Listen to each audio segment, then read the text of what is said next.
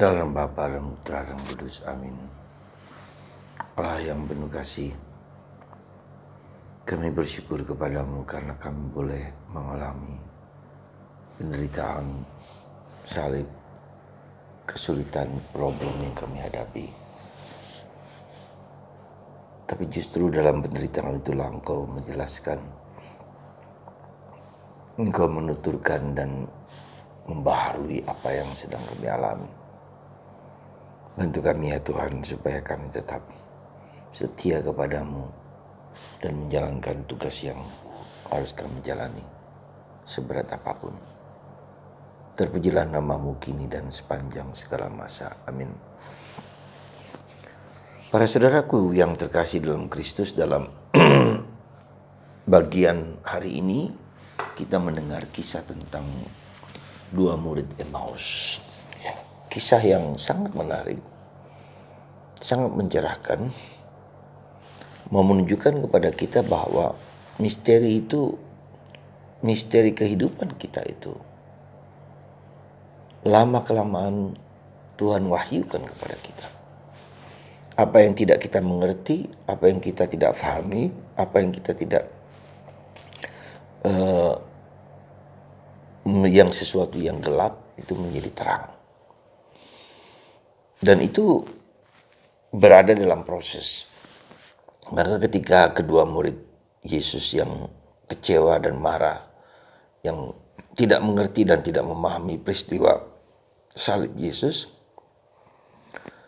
diterangkan oleh Yesus dalam perjalanan mereka pulang ke kampung, pulang ke tempat asal mereka. Salah seorang murid bernama Kleopas. Nah, itulah saudara, mereka tidak mengerti apa yang telah terjadi dalam peristiwa salib, misteri penderitaan. Dan Yesus datang dengan tiba-tiba seperti seorang teman, sahabat yang menjelaskan sendiri tentang apa yang terjadi, tentang misteri salib itu, misteri penderitaan dan misteri kebangkitan Yesus itu. Itulah saudaraku terkasih dalam Kristus, semoga kita juga dalam memahami kehidupan, memahami kesulitan, memahami derita yang kita hadapi, seringkali kita juga tidak mampu mengertinya. Tapi lama-kelamaan Tuhan akan membuka, menjelaskan, menunjukkan kepada kita apa yang seharusnya terjadi dalam penderitaan. Apa yang seharusnya terjadi dalam kehidupan kita. Apa yang seharusnya terjadi di dalam kenyataan hidup kita. Dan itulah yang harus kita tekuni, kita sabari, kita kuatkan dalam perjalanan itu. Asalkan kita tetap setia kepada Yesus dan Yesus akan menjelaskan mengapa ini harus terjadi. Ya, mengapa ini harus dijalankan ke salib itu harus terjadi, dan Yesus menunjukkan kepada para rasul kedua murid ini bahwa peristiwa salib dan peristiwa kebangkitan itu sudah dinyatakan di dalam perjanjian lama. Jadi Yesus menjelaskan semua peristiwa penderitaan, kematian, salib, dan kebangkitan sudah terjadi dan dinyatakan oleh Tuhan dalam perjanjian lama. Karena itulah maka kita harus belajar terus-menerus, saudaraku terkasih, untuk tekun tabah. Ya. Nah, yang kedua adalah bahwa Tuhan itu mendampingi dalam hidup kita sehari-hari. Jadi sekali lagi Tuhan mendampingi hidup kita dalam peristiwa sehari-hari. Dalam perjalanan hidup kita. Hidup adalah suatu perjalanan yang tidak selalu lurus. Bisa belok, bisa kiri, bisa kanan, bisa banyak hal. Ya. Nah, dengan demikian maka kita harus belajar menjadi tahu bahwa ya harus berjalan. Jangan berhenti. Ketika kita menderita jangan pernah berhenti, tapi berjalan terus. Dan dalam perjalanan itu kita mohon rahmat supaya Tuhan membuka mata kita. Dan itu terjadi dengan para rasul. Maka ketika Yesus menjelaskan semua hal itu, hati mereka berkobar-kobar.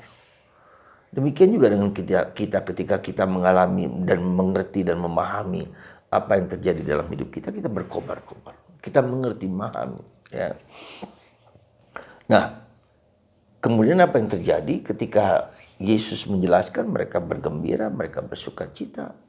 Kesaksian hidup mereka menjadi gegap gempita. Dan ketika Yesus memecah-mecahkan roti, mereka menjadi baru sadar akan apa yang terjadi.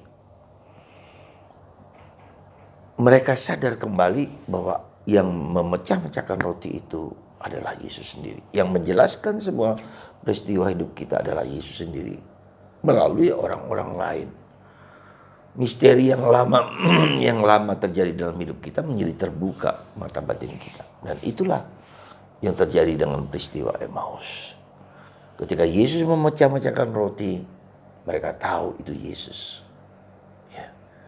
Dan kemudian Yesus hilang dan mereka kembali ke Yerusalem dengan penuh sukacita, penuh kegembiraan, dan mengungkapkan peristiwa kegembiraan itu kepada para rasul. Yesus bangkit. Yesus bangkit. Mata mereka terbuka jelas. Saudara, itu pula yang terjadi dalam hidup kita sehari-hari. Begitulah cara Tuhan membuka misteri kehidupan itu. Banyak hal yang tidak kita ketahui, banyak hal yang tidak kita selami, banyak hal penderitaan salib yang kita tidak mengerti. Pelan-pelan dibuka oleh Tuhan menjadi mengerti. Tuhan mempunyai pesan dalam hidup kita lewat peristiwa itu. Apa yang harus kita lakukan? Maka kita belajar sabar, belajar kuat di dalam proses kehidupan yang tidak mudah itu, gitu loh.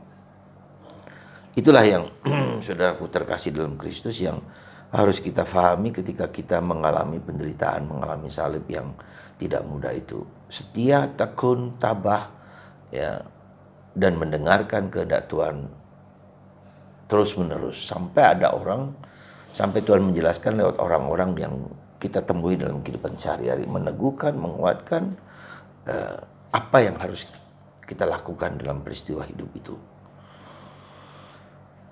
Itu aspek penting di dalam Paskah itu. Yaitu Paskah itu menjadi suatu pewahyuan, menjadi suatu keterbukaan.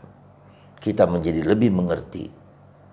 Paskah itu juga menjadi suatu bentuk pelayanan Petrus dalam bacaan pertama hari bersama Yohanes menyembuhkan orang yang sakit di gerbang indah. Orang yang sudah cukup lama menderita dan Yesus bertemu dengan seorang pengemis. Kami tidak bisa memberikan emas, perak dan apa, tapi kami memberikan Kristus. Nah, itulah bagian terpenting di dalam sejarah hidup kita dalam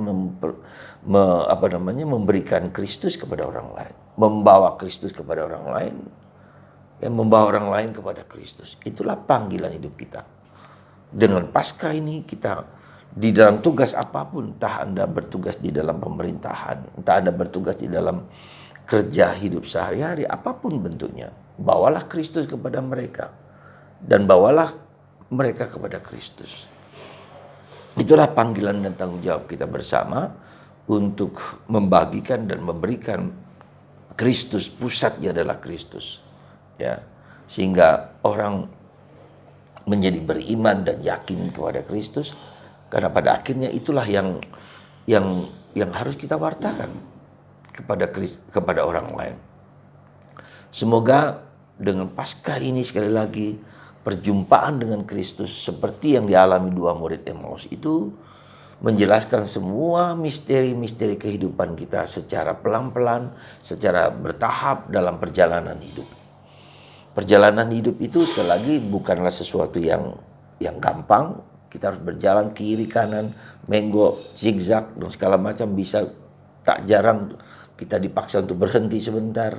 Ya, tapi disitulah hidup adalah perjalanan menuju keberjumpaan dengan Kristus, dan di sanalah Ekaristi memiliki peranan yang sentral. Di dalam Ekaristilah kita tahu, kita mengerti, kita paham Tuhan hadir di situ, membentuk, menuntun, menggerakkan, dan membawa kita untuk berjumpa dengan Yesus dalam Ekaristi. Jangan pernah meninggalkan Ekaristi. Sebisa mungkin, semampu mungkin, karena itulah Kristus. Itulah makanan, itulah pegangan kita, itulah kekuatan kita. Ekaristi merupakan makanan yang menguatkan, meneguhkan, menghadirkan dalam perjalanan kita yang tidak mudah ini. Semoga Anda yang terus berjalan dalam proses kehidupan sehari-hari berjumpa dengan orang-orang yang menjelaskan peristiwa kehidupan Anda yang sulit, yang berat, yang tidak mudah. Tuhan memberkati kita semua, terutama Anda yang sakit, yang menderita seperti Petrus, menyembuhkan orang yang lumpuh, orang yang pengemis, dengan mengatakan, aku tidak punya apa-apa selain Kristus. Tidak ada emas, tidak ada perak, tapi Kristus yang kuberikan kepadamu. Itulah tugas kita masing-masing. Semoga Anda diberkati oleh Allah yang Maha Kuasa, Bapa dan Putra dan Roh Kudus. Amin.